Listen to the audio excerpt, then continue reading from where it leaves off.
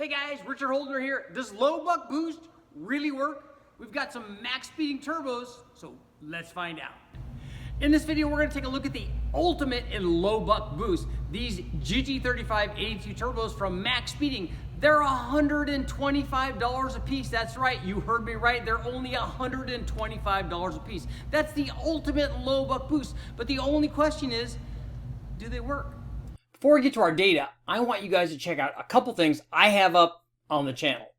First of all, I've got playlists for any different engine family. I've got lots of LS stuff, including NA and turbocharged stuff, and I have those broken down for small block Chevy, big block Chevy, Hemi, modular Ford, Honda. There's turbo stuff, blower stuff, nitro stuff. There's all kinds of stuff. So anything that you're looking for, including the other guys where I run the Buick and the Cadillac and the 4.3 liter small little LT1 stuff. So check all that stuff out. But I wanted to cover 5 different videos that I want you guys to take a look at because I thought that they were really cool and they deserve a second look. The first one is how to maximize power out of your 6-liter. So check out that video. I'm going to put a link up right here. If you want to know how to modify your 6-liter, how to get maximum power out of it, check out that video.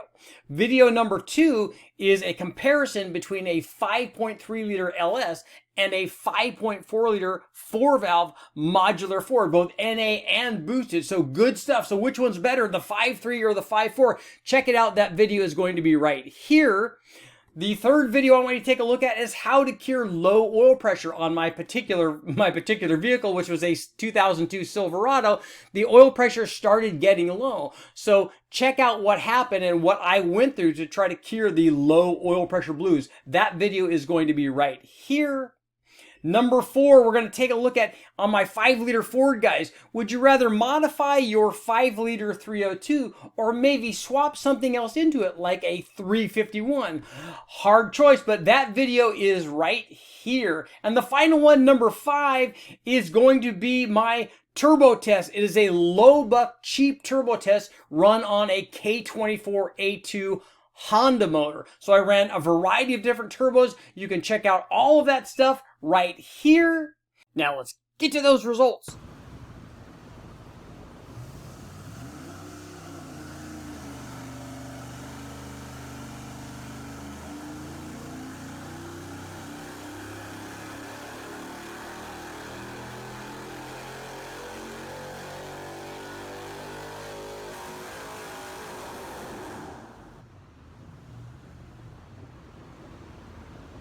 This was actually one of those rare incidents where I don't run the motor naturally aspirated before I ran it turbocharged just because of time, because I was trying to blow through all of these motors so I could get them all tested while I have the available time. So I already knew what this 4.8 had done. We had run it NA a number of different times for a number of different applications. So I'm just basically referring back to the time that I ran it NA when we were running the supercharger on there. Now I had to take the supercharger off, which we were putting on the 6-liter. That's going to be another video, so make sure to look for that.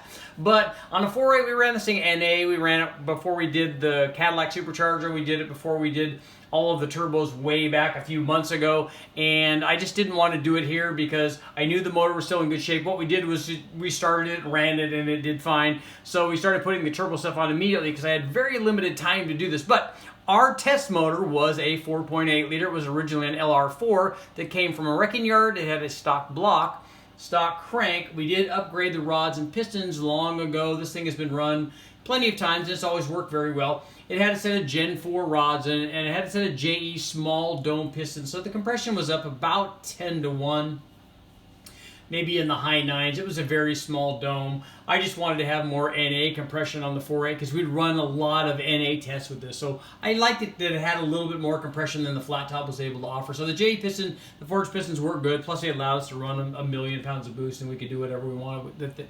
This combination utilized the 706 factory 706 heads. They were upgraded with a set of valve springs to take advantage of the camshaft that we had. The camshaft is I just retained this in there just more because I'm lazy than anything else. I hadn't wanted to change this cam, although we should have.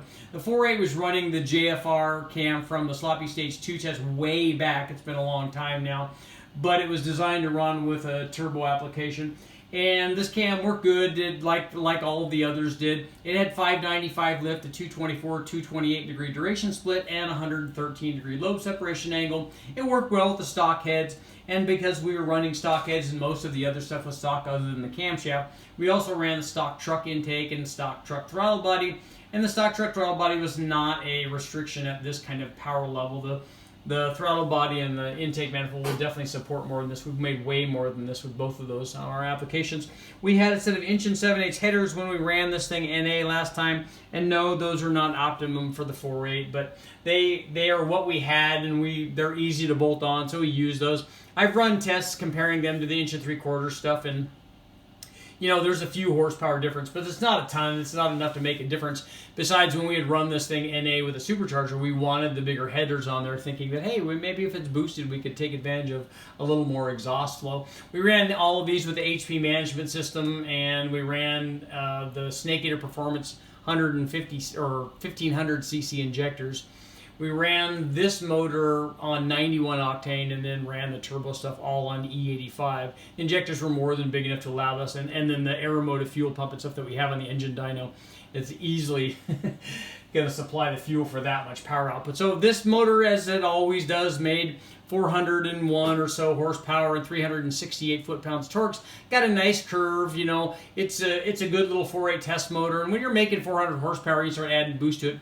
Good things happen, as we'll see. So now let's take a look at see what happened when we ran the twin GT3582s from max speeding. They're the low buck turbos, which is why I wanted to do this in the first place, because we'd run the quote-unquote low buck supercharger, which is no longer a low buck deal. But these little GT3582 turbos for max speeding are really low buck turbos. I mean, they're less than $200 a piece.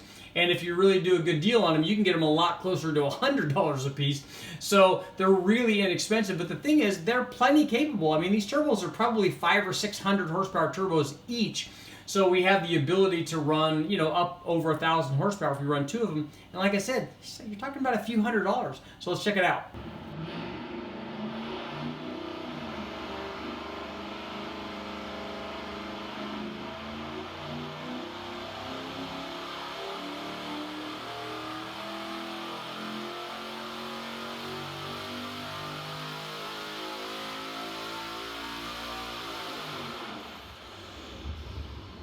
Because of the limited time that I had to run all of these motors, unfortunately I didn't run them at a whole bunch of different boost levels, and we had our electronic TC1 boost controller, which made life easy. We could just set it at the desired boost level once we had all of the things hooked up, and it's just a little bit of plumbing involved with all the vacuuming lines and T's and everything. What I want to do in the future is, I've been saying this for a long time, I want to get to, or make a common like rail manifold, so I can have a provision for all of these fittings to come off of, so I can feed vacuum or boost lines to the various things like the wastegates and the blow-off valve and the reading for the dyno and the fuel pressure regulator and all that stuff. So I've been meaning to make one of those. I just need to do it. But let's take a look. We ran the 2 GT3582 turbos supplied by Max Speeding on our 4.8. We also ran them with the same air-to-water intercooler that we always run.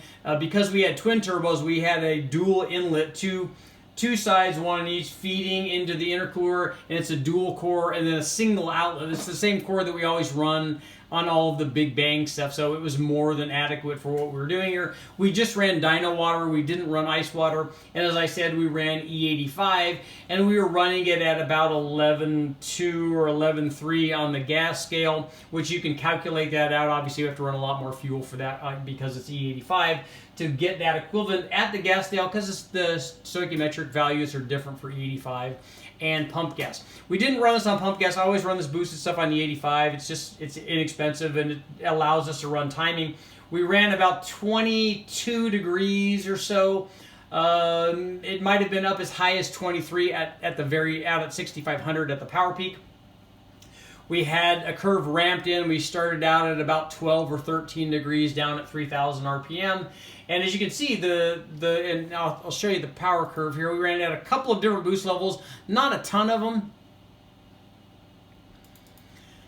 This is our first boost level. This was about 7.5 pounds or so. It made 639 and right at almost dead on at 600 foot-pounds, 600.1.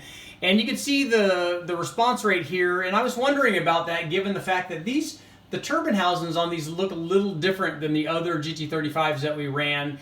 And the mating flange, like the adapter, the 4-bolt adapter, is actually bigger on these max speeding turbos, but obviously they worked very well. They made boost. They did what they were supposed to. I think 2 of these making this kind of power level is probably overkill because we could almost do this on a single turbo. So it would be much better suited for something where we're going to turn the boost up, and we did just that. I mean, we didn't want to stop at 639 horsepower, so we didn't turn them up all the way to see what they would do if they were maxed out on their max speeding turbos. But here's what happened when we ran 14.5 pounds, or about 14.2 or 14.3 is what it was showing. We made 748 horsepower and 708 foot-pounds torque. And as you can see, if you take a look over here below 35 or 3600 RPM, you can see that they're coming up on boost, and then we basically have a nice flat boost curve from below 4,000 out to 6,500. And again, there's more power to be had here if we keep turning. As we turned the boost up, these things just made more and more power, as you would expect, and running E85 at the timing level that we were at. Now, we had about 1 degree less timing at this boost level, but honestly, I think we could have run full timing on both of these, even at this boost level, because we were running E85, and even 22 or 23 degrees on E85, we're running the motor cold. There's kind of an optimized condition. We have E85 and we have an intercooler, so I'm sure it was plenty safe. And we could have turned this thing up. You know, it would have been nice to run 20 pounds or something on this if I had enough time, and maybe that's something we'll take a look at. In fact, I might want to run these 3582 turbos. I might want to run these twins on a bigger 6-liter, and I'd like to kind of see how we affect the response rate of these turbos. I'm going to keep doing some more testing on these max speeding turbos. I think that they're kind of cool. I might try to combine them with a supercharger. These will be good also as singles. I want to try one of these as a single on the 3800 Series 2 V6. That will be kind of cool. And then also this GT3582 for max speeding might be good as a single on the Slant 6 when we get that thing up and running, and we're eventually going to apply boost. It's a T3, so it should be fairly responsive. That 225 Slant 6 is not going to make a ton of power, but for something that we're looking for in the 400 or 450 or even 500 horsepower range, which we might be looking at for that Slant 6, I think that's going to be probably a good choice. We'll try that turbo and see what happens. Okay guys, what did we learn from our little adventure with low buck boost using these max speeding GT3582 turbos? Well, we learned a couple of things, at least 2. The first thing is that when you're in a big hurry and you're trying to get 3 or 4 motors done in a couple of days, you forget things. Like you forget to turn the camera on to actually record stupid dyno runs. I can't believe that. But we still have all of the data, and I can take a look at that and talk about that. But we also learned that low buck boost actually works. Now, we've run these GT35 turbos, we've run other ones, we've run lots of the GT45, the DNA stuff, and various kinds of low buck boost, and it works very, very well. We put these 2 max speeding turbos on our 4.8 liter, and then guess what? They did what they're supposed to do. You bolt them on, you get the exhaust going to the turbo, they make boost, and they make power. Now, we turned it up to about 750 horsepower, 748 horsepower, I guess is more accurate, at about 14 pounds. There was more power to be had, there was more boost to be had. We know from previous testing over the years that this GT35 size turbo will make between 500 and 600 horsepower, so we're pretty certain that this thing could go over 1,000 horsepower for $250. I'm Richard Holder, guys. Make sure to like, share, subscribe, ring the bell. I'll keep testing.